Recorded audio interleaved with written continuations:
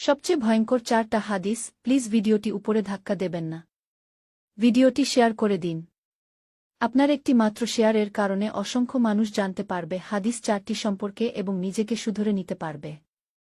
রাসূল বলেছেন, নাম্বার 1, যে ব্যক্তি অন্যের গুনাহ নিয়ে খোঁটা দেয়, আল্লাহ তাকে সেই গুনাহ না করানো পর্যন্ত মৃত্যু দিবে না। রাসূল বলেছেন, নাম্বার 2, মৃত্যুর পর তাদের মাথা পাথর দিয়ে ভাঙা হবে।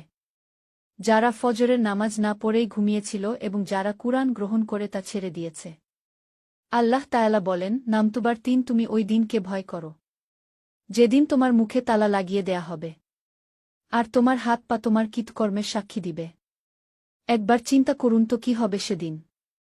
আল্লাহ তাআলা বলেন, নাম্বার 4, আমি ইচ্ছে করলেই সবাইকে হেদায়েত দান করতে পারতাম, কিন্তু আমার এই কথা অবশ্যই সত্য যে আমি মানুষ এবং জিন দ্বারা জাহান্নাম পূর্ণ করব। আল্লাহ আমাদের সকলকে হিদায়াত দান করুক, আমিন।